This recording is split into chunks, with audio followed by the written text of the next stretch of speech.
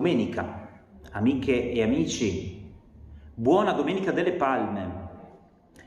La lettura della Passione sappiamo è molto lunga, la Passione di San Matteo poi è particolarmente lunga, e ci accontentiamo di una suggestione, di un passaggio, anche quest'anno.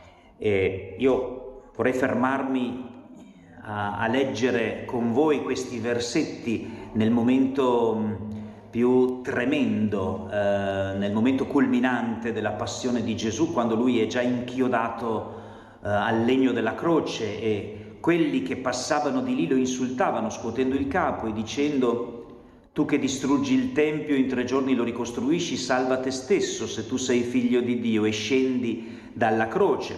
Così anche i capi dei sacerdoti con gli scribi e gli anziani, facendosi beffe di lui, dicevano: ha salvato altri, non può salvare se stesso. Scenda ora dalla croce, crederemo in lui, ha confidato in Dio, lo liberi lui ora se gli vuol bene. Ha detto infatti: sono figlio di Dio. Anche i ladroni crocifissi con lui lo insultavano allo stesso modo. Scenda ora dalla croce e crederemo in lui. Ma cosa sta cercando Dio? Cosa cerca Gesù? Uomini e donne che diventano credenti per costrizione, per convenienza, per necessità, perché di fronte a manifestazioni di potenza sono capaci tutti di credere, no? Oppure il rapporto con Dio è un'altra cosa, è un'altra strada, è un'altra tipologia di legame. Ma poi la domanda che io mi rivolgo, che rivolgo a me stesso e che rivolgo anche a voi, è questa. Sembra che tutte queste persone vedano la grande contraddizione sulla croce, cioè guardando la crocifissione di Gesù, per questo motivo, che lui si è autoproclamato figlio di Dio. E ora, se è figlio di Dio, Dio però non interviene per salvarlo, quindi quest'uomo è un mentitore, un impostore, uno che ha dichiarato il falso, è uno che merita gli insulti, le beffe, il dileggio. Ma cosa significa essere figlio di Dio allora? Che significato dà Gesù a questa convinzione di essere figlio di Dio?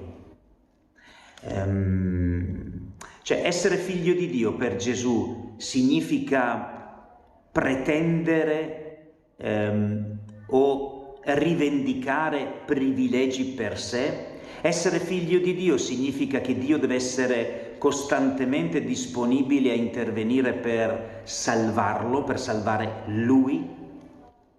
È interessante questa frase, no? Ha salvato altri e non può salvare se stesso. In fondo è la più grande proclamazione di fede, professione di fede che si possa fare, perché la vita di Gesù è tutta qui, è una proesistenza, è un vivere non a vantaggio di sé ma a vantaggio degli altri, e Gesù sulla croce è figlio il quale non pretende un trattamento diverso da quello che è riservato ad altri uomini, perché Dio non può intervenire per togliere dalla croce nessun uomo. Dio tenta di intervenire da sempre, fin dalla nascita del mondo e dell'umanità. Dio tenta di intervenire per lavorare in quel terreno che è il cuore dell'uomo, ma il cuore dell'uomo deve essere disponibile a ricevere il seme della parola di Dio per praticare la giustizia e per diventare operatore di pace. E se l'uomo decide di non collaborare per seguire altri progetti, l'alleanza si interrompe e il progetto di Dio va in frantumi. Dio ci ha affidato questa responsabilità. La cosa che mi fa riflettere in questi giorni è esattamente questa. Gesù è il figlio di Dio, dicono, no? Ma se lui è il figlio di Dio, no? Gesù è il figlio di Dio. Se è figlio, Gesù è anche erede. E cosa eredita allora Gesù in quanto figlio dal Padre, da Dio Padre? Cosa eredita?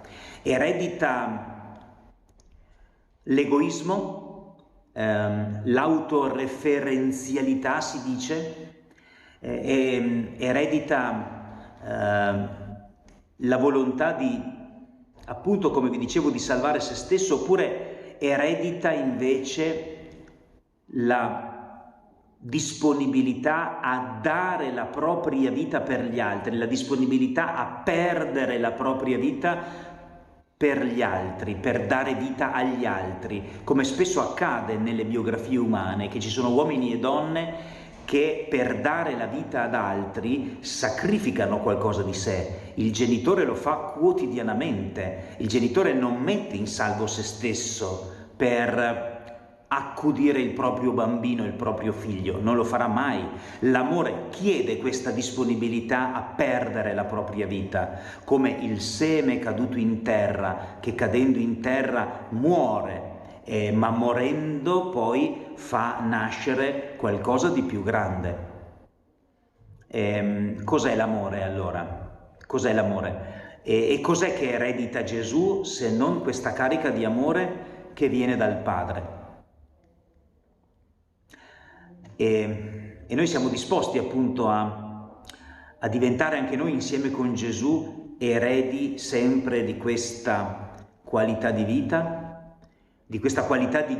che è una vita piena di qualità proprio perché è vita donata, è vita che non si trattiene, non si risparmia, non cerca privilegi, non cerca qualcosa di spettacolare che Dio dovrebbe fare proprio per te, come se ad essere speciale fossi soltanto tu.